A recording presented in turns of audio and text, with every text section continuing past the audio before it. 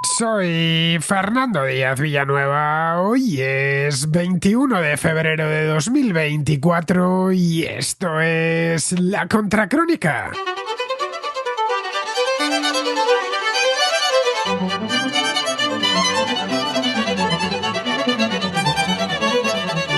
Esta semana se cumple el segundo aniversario de la invasión rusa de Ucrania. Está siendo, tal y como se vio desde los primeros meses, una guerra larga. Una guerra de puro desgaste entre dos contendientes que se conocen y que se han tomado bien las medidas mutuamente. Las operaciones están aparentemente estancadas, pero no es del todo así. Esta aparente paralización enmascara algunos cambios que podrían ser decisivos en el medio plazo. El principal frente no está ahora en el campo de batalla del Donbass, sino en la política. Vladimir Putin apuesta fuerte por sembrar la duda entre los aliados de Ucrania, es decir, Estados Unidos y la Unión Europea. Sabe que Ucrania depende de esa ayuda, de manera que tan pronto como se interrumpa, la victoria la tiene prácticamente asegurada. Una victoria, por cierto, que no ha sido capaz Putin de conseguir sobre el terreno en 2 largos años. Preocupados por las consecuencias de una victoria rusa que convertiría a Ucrania en una república títere del Kremlin, los gobiernos europeos han intensificado la ayuda a Ucrania en los últimos meses. De forma conjunta, han transferido o prometido más armas al gobierno ucraniano que Estados Unidos, y más del doble en términos de asistencia económica.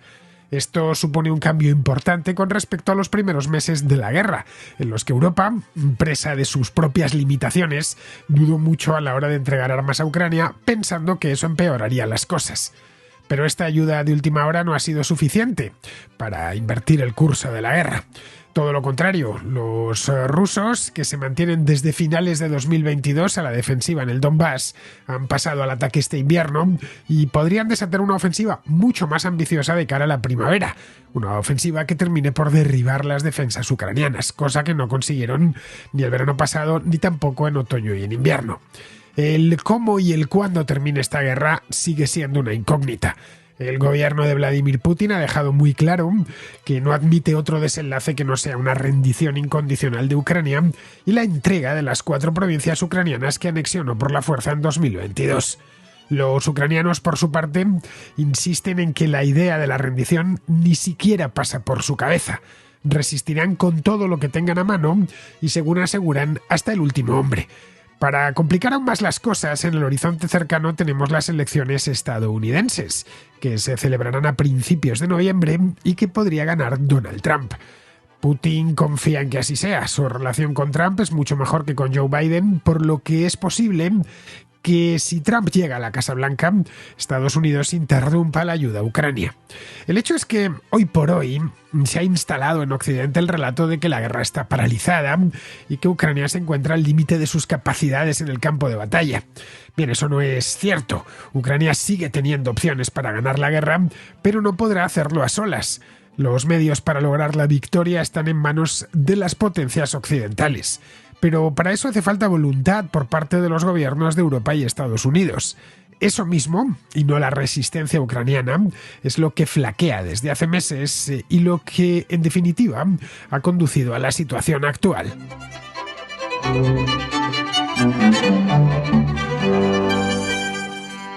Es ya un cliché decir que la guerra en Ucrania está estancada, pero se trata de un cliché que en buena medida es cierto.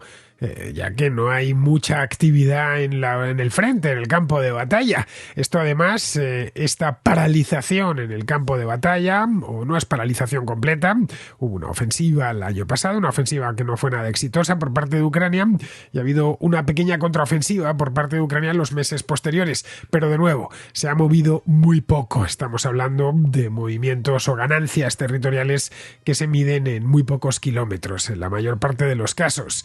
Pues bien, en unos días, el próximo sábado, estamos ya miércoles, el día 24 de febrero, se cumplirá el segundo aniversario del comienzo de la invasión. Y todo indica que el actual estancamiento en el frente continuará, pero no sabemos hasta cuándo. Ninguna de las partes está ganando o perdiendo de forma decisiva. Los rusos han ido consiguiendo avances territoriales de forma muy paulatina en el último año, pero a costa de bajas muy elevadas, bajas humanas quiero decir, y de un coste muy alto en munición y en equipos. Los ucranianos, tras no haber conseguido los objetivos que se habían planteado, que eran objetivos muy ambiciosos, la verdad, el año pasado, recordad, hice varios programas sobre la ofensiva estival ucraniana, que se tradujo en muy poco avance, incluso algunos de los avances tuvieron que retroceder poco después. Bien, pues después de no haber logrado los objetivos que se planificaron en esa ofensiva de 2023, se encuentran a la defensiva y sufren también importantes pérdidas humanas y materiales. Es una guerra de desgaste que está pasando factura a los dos, pero sobre todo a Ucrania, que es más pequeña. Allí Volodymyr Zelensky ha destituido hace apenas un par de semanas a su principal comandante, un general llamado Valery Zaluzhny. Se hicieron públicas una serie de problemas y de fisuras entre ambos, entre el general y el presidente. Y como al final termina mandando el presidente, pues prescindió de él. Ambos países, tanto Rusia como Ucrania, necesitan movilizar más tropas, pero no habrá movilización rusa, esto lo podemos tener clarísimo, antes de las elecciones, o mejor dicho, dada la naturaleza de las elecciones rusas, podríamos llamarla reelecciones de Vladimir Putin, que serán el próximo 15 de marzo, es decir, dentro de menos de un mes. Para Ucrania, cuya población es mucho menos numerosa, es menos de un tercio de la población rusa, será más difícil movilizar a las fuerzas que necesita. Pero la guerra, ninguna guerra, pero esta en concreto no depende tanto del número de soldados. Estamos hablando de una guerra contemporánea, una guerra de nuestro tiempo, en la que cuenta la mano de obra, entre comillas, es decir, la cantidad de gente que tengas sobre el terreno, pero cuenta también la tecnología de la que dispongas y la cantidad de acero, de gasolina y de chips que tengas de tu lado. Bien, en este caso, Ucrania depende de los soldados, que tiene menos, o por lo menos menos que reclutar, menos masa reclutable que Rusia por una cuestión demográfica, pero también depende de cómo se pueden proveer de armas. Los dos están con el mismo problema en este aspecto. Rusia tiene una industria armamentística potente que está trabajando al máximo de sus posibilidades y aun con todas está comprando desde hace tiempo, desde el principio de la guerra, está comprando fuera, está comprando drones a Irán, estos drones baratos que han hecho tanto daño en las ciudades ucranianas, ha comprado y sigue comprando grandes cantidades de munición de artillería sobre todo, y algunos misiles incluso a Corea del Norte.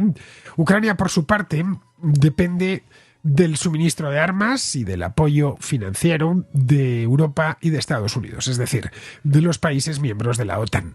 La reciente aprobación por parte de la Unión Europea de un paquete muy ambicioso, son 60.000 millones de euros en ayuda financiera, permitirá al gobierno ucraniano seguir funcionando. No olvidemos que aquello, al margen de que esté en guerra, sigue siendo un país con las necesidades propias de un país y necesitan que el país siga funcionando. Es decir, tienen que estar las luces encendidas y tienen que seguir alimentando a su propia población, y un país que está en guerra lo tiene muchísimo más complicado.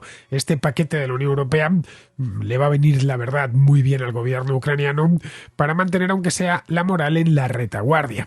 Junto a eso, los miembros europeos de la OTAN han prometido que suministrarán algunas armas más de las que ya han suministrado. Se ha intensificado mucho la ayuda europea, especialmente en el último semestre, pero ahí se han encontrado los europeos con un cuello de botella de difícil solución a corto plazo. Y es que su industria armamentística, que es una industria puntera, la de los países europeos, estaba dimensionada para producir muy pocas armas al año, porque no había ninguna guerra de grandes dimensiones, y mucho menos en sus cercanías. En lo que esas fábricas se redimensionan, pues pasa un tiempo que no es precisamente breve. Esto ya lo abordamos en una contracrónica que hice hace un par de meses. La industria armamentística, estas empresas miran muy mucho antes de construir una nueva fábrica, de aumentar la capacidad de fabricación, porque se están jugando su propio dinero. No quieren encontrarse con que dentro de 1, de 2 o de 3 años han invertido grandes cantidades de capital, se acaba esta guerra y esas fábricas las tienen que cerrar, comiéndose ellos, por supuesto, las pérdidas. Bien, este asunto ya lo traté en aquella contracrónica, pero el hecho es que sí, parece ser un poco más comprometidos. Aún así, que Europa ayude es importante, pero hoy por hoy no es lo fundamental. Lo fundamental es que Estados Unidos ayude a Ucrania. Es el proveedor más importante de armamento para los ucranianos, al menos de armamento avanzado. La división en el Congreso de Estados Unidos, ya sabéis, una cámara está en manos de los republicanos y la otra está en manos de los demócratas, y sobre todo, y esto es más importante, la cercanía de las elecciones presidenciales, que serán el próximo día 5 de noviembre, pueden poner en peligro esta capacidad de Ucrania para seguir en la brega, para seguir luchando. Si el Congreso no aprueba el paquete de 60.000 millones de dólares en ayuda que solicitó Ucrania y el gobierno estadounidense no acelera el suministro de armas y de municiones, las posibilidades de que Ucrania consiga resistir frente a Rusia este mismo año, en 2024, no son muy grandes, eso es lo cierto. Respecto a posibles negociaciones de paz, que por supuesto, esto también se ha hablado, la manera ideal de concluir una guerra es no librarla. Las guerras que se ganan siempre son las que no se libran, pero una vez has entrado en guerra, lo ideal es, antes de destruirse, es alcanzar un acuerdo de paz, si el acuerdo de paz es satisfactorio para ambas partes, evidentemente. Hoy por hoy, las negociaciones de paz es que no están ni sobre la mesa. No hay posibilidad ninguna. Cuando se les pregunta a ambos, tanto ucranianos como a rusos, eliminan la posibilidad, a no ser de sentarse siquiera, a no ser que se rinda el contrario, que antes de sentarse el contrario se rinda, a ser posible de forma incondicional. El Kremlin ha dejado claro que no tiene interés alguno en la negociación, o por lo menos no tiene interés en negociación que no implique la rendición de Ucrania. Y la entrega, por supuesto, la entrega permanente, la transferencia y la legitimación de esas 4 provincias del este del país anexionadas por Rusia allá por el año 2022. Hasta Putin celebró uno de estos referéndums que plantea cuando anexiona algo. Es una anexión que no tiene ninguna validez desde el punto de vista del derecho internacional y a Putin no le importaría nada, entre comillas, legalizarla. Pero para eso, claro, tiene antes que rendirse Ucrania y transferirle la titularidad de estas regiones, de estas provincias. El objetivo declarado de Rusia sigue siendo la llamada desnazificación. Siguen con este tema. Hace tiempo que no se oyen, pero siguen con esto de la desnazificación. Os preguntaréis qué es eso de desnazificar Ucrania. Bien, este es el término putinesco que ha escogido el Kremlin para decir que quieren cambiar al gobierno ucraniano, al gobierno ucraniano actual, el de Volodymyr Zelensky, por otro que le obedezca, nada más. En eso consiste la desnazificación si lo reducimos a su más pura esencia. Y aparte de eso también quieren desmilitarizar Ucrania, a la que consideran una amenaza. Y es curioso, porque han sido ellos los que han agredido a Ucrania y no al revés, pero en fin, ya sabéis que las ideas que golpean en los bordes de la cabeza de Vladimir Putin son las que son y golpean de esa manera tan desordenada. Luego, por el lado ucraniano, evidentemente ningún gobierno ucraniano, por lo menos un gobierno ucraniano libre, aceptará jamás esas condiciones de entregarle 4 provincias, de desmilitarizarse, es decir, de rendirse incondicionalmente. Putin está esperando que la ayuda le venga de fuera, ya que estos ucranianos resisten como jabatos, pues espera que el resultado de las elecciones estadounidenses, que son este año, le favorezca. Confían que el próximo presidente de Estados Unidos sea Donald Trump y este nuevo presidente, Donald Trump, corte en seco el apoyo a Ucrania y vuelva la normalidad, o más o menos normalidad de las relaciones con Rusia.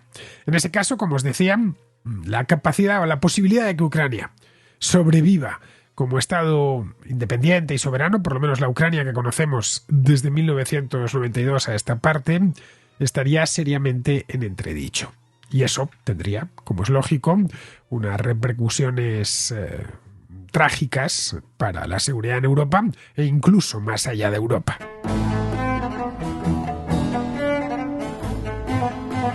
Propuestas negociadas para acabar con la guerra en Ucrania han aparecido muchos. Hay una de ellas es partirla, como el caso de la península de Corea del Norte y Corea del Sur, o la Guerra Fría, a principios de la Guerra Fría, como hicieron con Vietnam.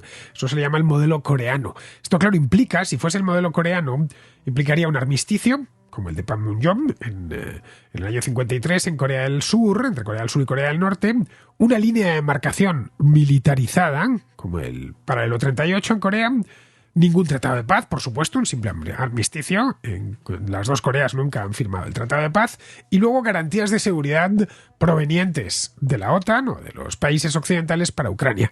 Un poco lo que hizo Estados Unidos con Corea en los años 50, en el año 53, y desde entonces pues no ha cambiado ni una coma de aquello. Bien, si fuese el modelo coreano del que hablan, esto presupondría que Rusia acepta una Ucrania independiente. Es decir, que se hace una línea de demarcación, qué sé yo, el frente actual. No sería un paralelo, más bien un meridiano, porque va de norte a sur, aunque de norte a sur formando una curva. En el actual frente se llega a un tratado de paz y se fija ahí la línea, se ponen unas torres de vigilancia, unas alambradas, y lo mismo que tenemos en Corea, con la diferencia de que la península de Corea es estrechita, lo tendríamos en Ucrania. Lo que quede a la derecha se lo quedaría al este, se lo quedaría Rusia y lo rusificaría ya completamente, y lo que quede a la izquierda, es decir, Ucrania, pues recuperaría la paz, por lo menos la independencia sigue teniéndola. Pero esto tendría que Vladimir Putin reconocer que esa parte de Ucrania, es decir, que son, pues creo que son 4 quintas partes de Ucrania, lo que está en manos del gobierno. Hay una quinta parte que está aproximadamente el 20% está en manos de los rusos, pues que ese 80% de la Ucrania que nació como tal en 1992, ese 80% es completamente independiente y puede seguir su curso y puede perseguir su propio destino, como hizo Corea del Sur. Bien, esto es muy difícil que lo acepte Vladimir Putin. Para él sería un auténtico fracaso. Bueno, habría hecho una guerra para conquistar por las malas 4 provincias ucranianas, a la que habría que sumar Crimea, por supuesto, y ya. Pero Ucrania se quedaría completamente, la mayor parte de Ucrania, el 80% de Ucrania, se quedaría en Occidente, y con el tiempo pues se integraría en la OTAN, por supuesto. Eso es lo primero que harían en cuanto pudiesen, y luego posteriormente en la Unión Europea. Así que mientras esté Putin ahí, o Putin o cualquier sucesor que comparta su visión del mundo, mientras estén en el poder, es poco probable que este modelo en el que algunos han puesto tantas esperanzas termine materializándose. Cuando las tropas rusas entraron en Ucrania, esto fue, ya digo, el 24 de febrero, hace justo 2 años, quedó inmediatamente claro que esta invasión aceleraría la fractura geopolítica entre Estados Unidos y sus aliados, por un lado, y un eje emergente, que es el chino-ruso, por el otro. Bien, en 2024 el resultado es que estamos en algo parecido a una guerra fría, aunque con algunos actores más, unas cuantas diferencias y sin el muro de Berlín. La guerra, y esto es así, es un hecho, no tenemos más que observarlo, ha acercado muchísimo, más de lo que ya lo estaban, a China y a Rusia. Rusia está aislada de Occidente, como consecuencia de la guerra, se han autoaislado ellos, y el Kremlin depende cada vez más de China como mercado para sus exportaciones de petróleo y de gas, que solo a cuentagotas van llegando a la Unión Europea, especialmente el gas, porque los gasoductos están cortados, y además como proveedor China de una gama amplísima de bienes de consumo, que antes llegaban de Occidente. Aparte de eso, es el socio preferente, por no decir el único, que tiene para el desarrollo de nuevas tecnologías. El apoyo de China al esfuerzo bélico ruso también ha terminado ensanchando las diferencias entre China y Europa. Esto es evidente y se puede ver de forma clarísima en el rechazo de la Unión Europea al plan de paz de China para Ucrania. China ha perdido también influencia dentro de la que tenía, que llegó a tener bastante dentro de la Unión Europea, y sobre todo en ciertas zonas del continente, como podía ser la Europa del Este. Bueno, esto se le llamó el diálogo 16+1, un foro que se montó, creo que fue en 2011 o 2012. Bueno, esto está ya, el diálogo 16+1 está muerto y enterrado, podríamos decirlo. China ha entrado en el concepto estratégico de la OTAN, cosa que antes no estaba. Vamos, que las relaciones no es que sean buenas, no sean buenas, que no lo son, es que son peores que nunca. Y esto se debe en buena medida a esta guerra en Ucrania. La dependencia de Europa de la energía proveniente de Rusia antes de la guerra es el tipo de vulnerabilidad que Occidente quiere ahora evitar con respecto a China, especialmente en los países europeos. En Washington y en Bruselas se están tomando medidas para disminuir el riesgo que implican los lazos económicos que tienen con China. Esto lo hemos visto en muchísimos ámbitos, desde la telefonía móvil hasta los vehículos eléctricos. La desconfianza que hay hacia sobre todo ciertos productos tecnológicos provenientes de China. Esto es un run que viene de mucho antes, viene del año 2017, 2018 y que ha terminado cristalizando ahora. La guerra también ha conseguido algo que nos parecería increíble en el año 2019, nos hubiera parecido, mejor dicho, increíble en el año 2019, y es que la OTAN se ha refortalecido. Si algo ha conseguido la guerra de Ucrania es fortalecer la alianza transatlántica. Ha llevado, por ejemplo, a los miembros europeos de la OTAN, lo veíamos el otro día aquí en la Contracrónica, a incrementar ligeramente, pero lo han hecho todos, sus presupuestos de defensa.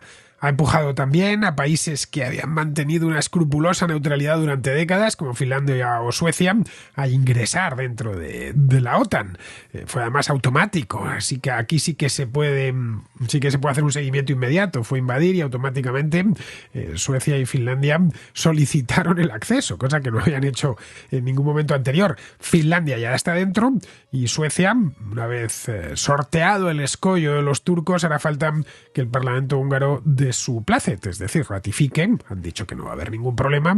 Si cuando esté en la orden del día Suecia podrá formar parte, será el 32º miembro de la OTAN. Es algo que se da por hecho y que sucederá a lo largo de este mismo año. Esto ha obligado también a Estados Unidos a reforzar de nuevo su presencia militar en Europa, un continente que tenía muy abandonado porque no hacía falta, porque tras la caída del muro de Berlín y la implosión de la Unión Soviética no era necesario dedicarle ni más tiempo ni más recursos a un continente que estaba en paz.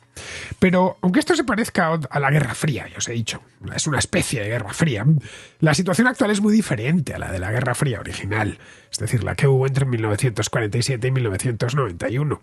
Hoy China y Rusia son más ricos, bastante más ricos de lo que eran la URSS y la China popular de los años 50, 60 o 70. Ambas siguen siendo dictaduras, sobre todo la China, pero abandonaron la economía planificada, por lo que disponen de muchos más recursos y no matan a su población de hambre, cosa que tanto soviéticos como maoístas hicieron con denuedo durante muchísimos años. Esto era lo que sucedía en tiempos de Stalin o en tiempos de Mao. Bueno, que Mao mandó de hambre a la tumba a 40 millones de personas en el gran salto adelante. Fue el gran salto adelante hacia la tumba de 40 millones de chinos. En el lado occidental, el liderazgo de Estados Unidos tampoco es el mismo. En Europa desconfían de los estadounidenses. No tienen claro que les vayan a ayudar en el caso de que se vean en problemas serios, en problemas de verdad. Y ojo, razón no les falta. El aislacionismo ha resurgido en Estados Unidos. Lo ha hecho con fuerza, gracias a Donald Trump. Hay millones y millones de estadounidenses que consideran que el país tiene que vivir hacia adentro, que no tiene que preocuparse de los asuntos del mundo. Es una vieja tradición política en Estados Unidos, no es nada nuevo. Donald Trump no está inventándolo. Es algo que sus orígenes están en la misma fundación de los Estados Unidos. Que venga aquí gente del resto del mundo a labrarse un futuro mejor, pero nosotros no queremos saber nada de lo que pasa más allá de nuestras dos costas.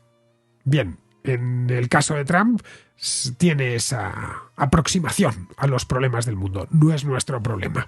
Donald Trump, de hecho, cuestiona abiertamente la utilidad de la OTAN. Esto hubiese sido simplemente impensable en tiempos de Eisenhower o de Kennedy o de Reagan.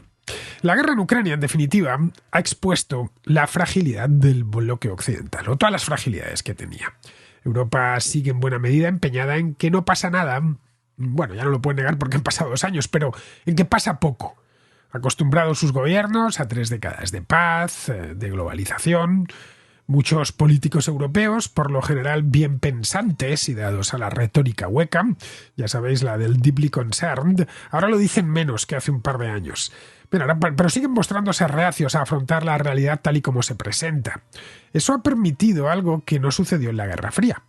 En aquel entonces, Occidente presentaba un bloque muy compacto. La URSS trataba, mediante maniobras de desestabilización, apoyaba a grupos terroristas, por ejemplo, financiaba movimientos pacifistas dentro de Occidente, pero no consiguió nada práctico. Estados Unidos, por supuesto, hacía lo mismo, apoyando la disidencia interna en la URSS y en el bloque del Este, o aprovechándose de las diferencias que había entre los distintos países del campo socialista, Concretamente, aprovechó al máximo las que hubo entre la URSS y la China popular, pero también entre las que había entre la Yugoslavia de Tito, como os contaba en aquella contrahistoria, y la propia URSS, o los problemas que le daba en Beroxa el albanés, que llegó a ser un maldito de la Unión Soviética porque se alineó con los chinos, o cómo mimaban a Nicolae Ceausescu en Rumanía porque consideraban que formaba parte de los disidentes dentro del bloque del Este. Todas estas cosas se hacían y a veces les salían incluso bien. Bien, esto, en fin, ya no sucede. Ahora sucede todo lo contrario. Es Rusia la que está explotando los problemas internos de Occidente en su beneficio, dando apoyo a partidos identitarios y fomentando el nacionalismo para minar la Unión Europea por dentro. El resultado es que existe la posibilidad real de que Rusia se termine imponiendo en Ucrania por la fuerza. La ayuda militar estadounidense a Ucrania ya se ha reducido a un simple goteo en estos momentos, y la perspectiva de la victoria electoral de Trump en noviembre significa que los líderes europeos se enfrentan a solas al desafío estratégico más grave para el continente desde la Segunda Guerra Mundial. Si Europa fracasa en esta prueba, Putin se envalentonará. Querrá llegar más lejos para restaurar su esfera de influencia y debilitar a su principal enemigo, que no es otro que la OTAN. Y ojo, esto no lo digo yo, lo ha dicho él en muchas ocasiones. Los líderes europeos ya reconocen, cosa que no sucedía hace un par de años, ya reconocen abiertamente la necesidad de prepararse para un escenario en el que Europa quede completamente abandonado por Estados Unidos.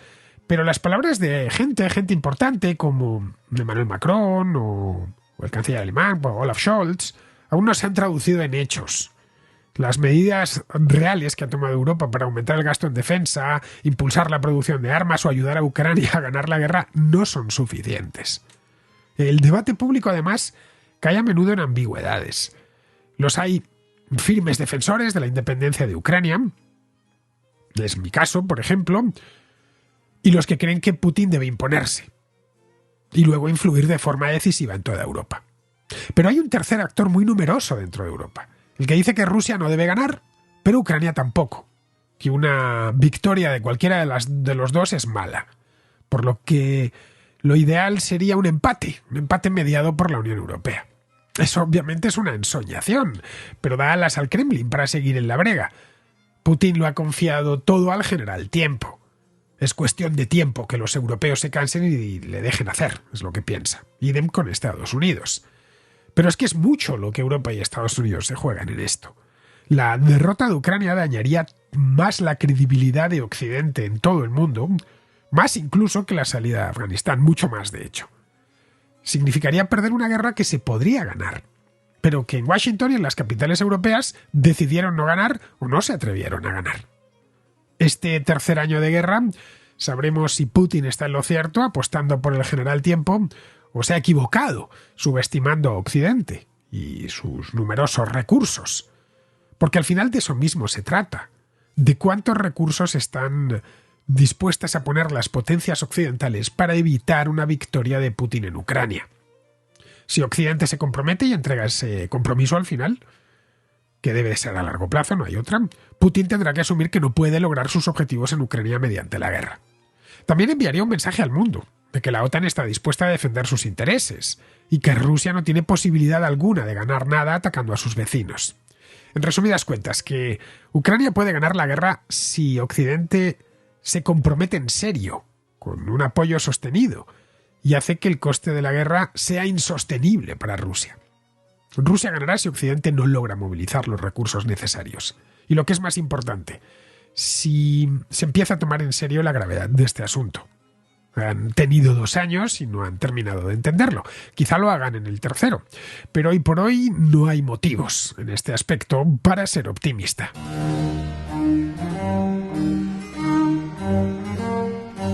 Vamos con la contrarréplica. Empezamos con Pablo, que nos habla del enésimo fallo del Centro de Investigaciones Sociológicas, el CIS. Esta vez, pues, en las elecciones más recientes, las de Galicia del pasado domingo. Estimado Fernando, saludos a ti y a tus cuando la escuchas y felicitarte por tu excelente programa, como siempre. Decirte que creo que se te ha olvidado mencionar el derrape que ha tenido el CIS en estas elecciones y que, como dice Juan Ramón Rayo, pues debería considerarse al CIS como unos grandes perdedores de estas elecciones. Aunque claro, para considerar que el CIS ha sido uno de los perdedores, habría que presuponer que le quedaba algo de prestigio, de credibilidad. Esto es un supuesto bastante aventurero.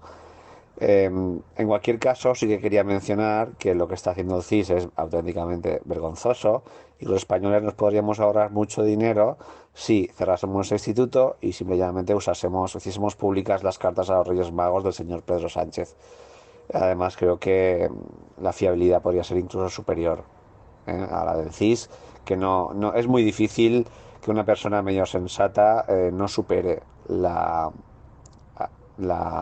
fiabilidad de este instituto, al menos cuando hay unas elecciones de por medio. Además, enlazar esto con la contrarréplica que ya me publicaste acerca de la degradación institucional en los países democráticos, en concreto en España, decir que estas instituciones, como la del CIS, que es una institución que nos hemos dotado los españoles, pues es muy importante para organismos como por ejemplo la OCDE, ya que una exigencia de la OCDE es que uno se pueda fiar de las estadísticas que se publican. Y claro, con casos como los que estamos viendo, pues podemos presuponer que la ética profesional de sus integrantes pues brilla por su ausencia. Así que fíjate tú de lo que dice este instituto, en cualquier caso. Así bueno, yo lo quiero dejar aquí. Para mí casi lo más serio que ha sucedido es esto, ya la degradación en torno al CIS es enorme y bueno, da vergüenza ajena si uno no fuese español. Como es español, pues vergüenza propia. Pues mira, Pablo, nos podríamos ahorrar nada menos que 11,5 millones de euros, que es lo que costó el CIS en 2023. Se gastó 11,5 millones de euros en hacer encuestas que muy pocas veces aciertan. Las de tipo electoral, de hecho, no aciertan nunca o casi nunca. De cualquier modo, el CIS no hace estadística, hace trabajo demoscópico, pero siempre a favor del gobierno. El CIS fue un invento de Franco. Nació allá a principios de los años 60 como un instituto de opinión pública, es decir, un instituto demoscópico para hacer encuestas sobre infinidad de temas. En aquel entonces no había encuestas electorales, claro, porque no había elecciones, no hubo elecciones hasta el 77. El CIS debió cerrarse en aquella época, en la transición. En España hay empresas demoscópicas muy buenas que hacen estudios de primerísima calidad. No termino yo de entender por qué el Estado tiene que hacer la competencia desleal a todas estas empresas. Si por lo que sea el Estado necesita hacer sondeos de cualquier tipo, no tiene más que subcontratarlo a una de estas empresas mediante el procedimiento establecido en la ley.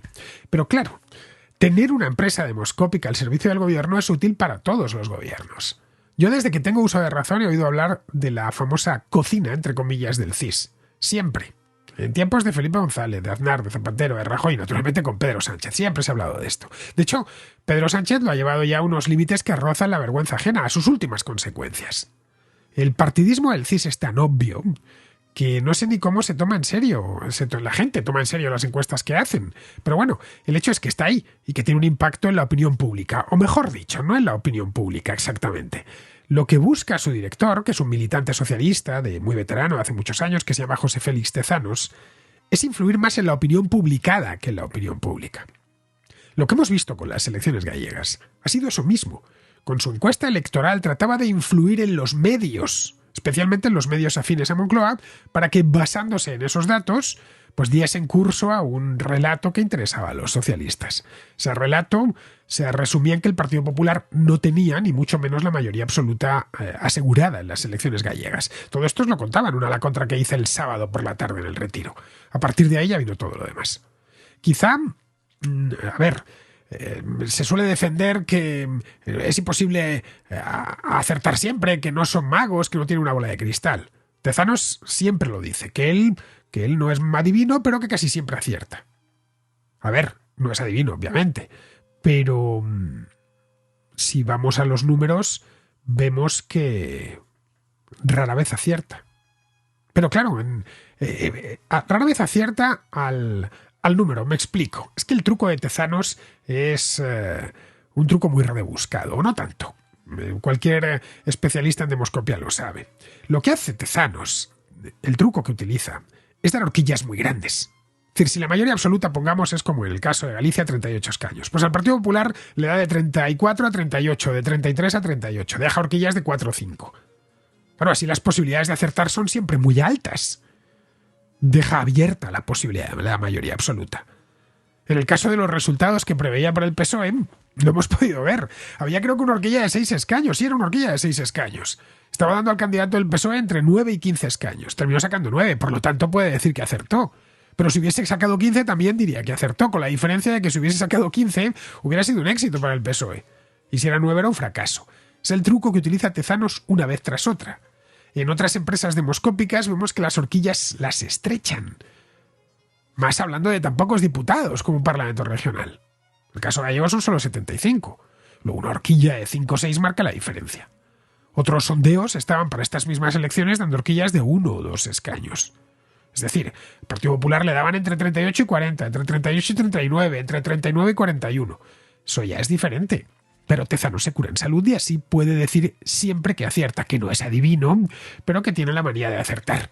Yo la verdad es que ninguna encuesta electoral de Tezanos me la tomo muy en serio. Cada vez que hablo de una de ellas, por lo general en vídeos que hago en A la Contra, pues recuerdo antes a los espectadores que se trata de una encuesta del CIS, que con pinzas.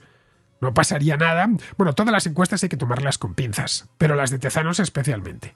A ver, no pasaría nada si fuese una empresa privada. Es que si fuese una empresa privada no tendría clientela, como es lógico. Pero es que es una empresa pública que nos cuesta un dineral. En fin, seguimos con Francisco, que nos habla del bienestar animal de las mascotas, un tema que ya tratábamos aquí el otro día. Hola Fernando, lo que ha comentado este contraescucha de Córdoba tiene toda la razón del mundo. Y no estoy de acuerdo contigo en que has dicho que no estás a favor de que la gente pueda sacrificar arbitrariamente a sus mascotas. ¿Por qué? Primero porque que eso de arbitrariamente, ¿qué significa arbitrariamente? Pues que los que tienen mascotas un día se levantan y dicen, hoy me apetece matar a mi mascota porque eso no pasa. Eso no pasa, porque el que quiere ser un sádico, el que es un sádico, no va al veterinario a dormir a su mascota. Y si le quiere dar una paliza al animal, le da una paliza al animal, o lo quiere colgar en un árbol, lo cuelga en un árbol. O sea, esta ley no consigue nada. Lo único que hace es que la gente que se preocupa por sus mascotas y que está preocupada por el sufrimiento de sus mascotas, no lo puede hacer. Y aquí viene la segunda razón. Es mucho más cruel impedir el sacrificio animal. Si tú impides el sacrificio animal de tu animal enfermo, lo siguiente que a lo mejor vas a pensar, y es más probable, es abandonarlo en mitad del campo quitándole el chip, cosas como esas, o matarlo tú mismo, lo que va a provocar que el animal sufra 1000 veces más que ponerlo a dormir. Lo sé porque mis animales, yo tenía 2 pastores alemanes que con 15 años estaban ciegos, con artrosis, no podían comer, bueno, estaban fatal. Y gracias a Dios, cuando yo era adolescente, el veterinario venía y los dormía y era mucho menos cruel que lo que hacían muchos cazadores o mucha gente con los animales cuando ya estaban viejos, que de eso de ir a un veterinario era una locura. Es decir, por crueldad animal, habría que permitir que se pudiera hacer eso. Y por última razón, por la que estoy completamente en contra de que haya leyes para que tú no puedas sacrificar a tu mascota, es que es esa línea arbitraria. Si hay algo arbitrario, es definir qué animales puedes matar y qué animales no puedes matar. Hay gente que tiene una mascota que es una rata y hay empresas que se dedican a matar ratas que acaban con plagas, con veneno. ¿Qué pasa? ¿Esas ratas sí la podrías matar de manera arbitraria o no la podrías matar? Podemos matar un animal para comérnoslo, pero no lo podemos matar porque creemos que está sufriendo demasiado. No sé, incluso tú no estás en contra de los toros, yo tampoco, pero, o sea, podemos matar un animal para hacer una fiesta tradicional e incluso ver cómo sufre el animal, porque el animal sufre, otra cosa es que sea parte de una tradición, etcétera. Pero no podemos sacrificar a nuestro perro porque tiene mucha edad. ¿Cómo va eso exactamente?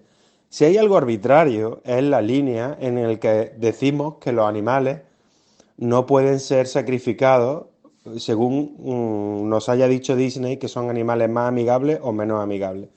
No puedes matar a una serpiente si es tu mascota. Bueno, en fin, ya creo que se pilla la idea. Bueno, muchas gracias por tu programa y esta es mi opinión. Bueno, Francisco, que puedas apalizar a una mascota o colgarla de un árbol sin que nadie te vea no significa que eso deba de estar permitido. Por las mismas habría que retirar del Código Penal muchas infracciones que, bueno, a pesar de que están ahí, se pueden cometer a escondidas, ¿no? Es decir, que el maltrato animal no solo es ilegal, sino que además debe serlo. Y lo mismo con el sacrificio.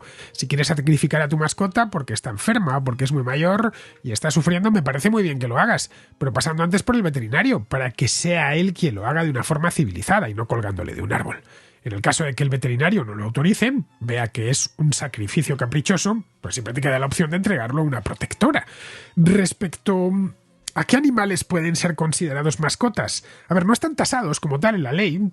Creo que a excepción de los perros, los gatos y los hurones, el resto todavía no los han tasado. Pero sí tasaron los que no pueden ser considerados mascotas. Bueno, tengo aquí la lista. Pero vamos, un mosquito no puede ser tu mascota, por más que te empeñes. Lo mismo con cualquier insecto. Y de hecho con la mayor parte del reino animal. Que no puedes tener como mascota, pues decir, animal de compañía, ni a reptiles venenosos, ni a mamíferos silvestres que pesen más de 5 kilos, ni a primates, ni a ranas, ni a anfibios. La lista de animales permitidos por especie no se ha hecho pública porque no la tienen terminada. Pero bueno, ya han dicho que a lo largo de este año la publicarán, ya lo sabremos. Pero la inmensa mayoría de las mascotas son perros y gatos. Sin entrar en los detalles de la última ley, la que impulsó Ione Belarra, está bien que el maltrato sea ilegal, cosa que ya era, por cierto. Respecto al sacrificio, ya lo dije el otro día, las condiciones que le han puesto me parecen excesivas, porque si quieres cumplir la ley no te dejan otra opción que dejar al perro o al gato sufriendo hasta que muera por muerte natural. Eso te obliga a correr con los gastos del tratamiento, que pueden ser muy elevados y que podría suceder que el dueño de la mascota no pueda costear. Bien, vamos ahora con Pedro, que es de Toledo y que nos habla de la amnistía y del delito de terrorismo que se imputa a los activistas de Tsunami Democratic. El otro día, nuestro presidente Pedro Sánchez decía que el independentismo no es terrorismo. Y efectivamente, no está contemplado como terrorismo.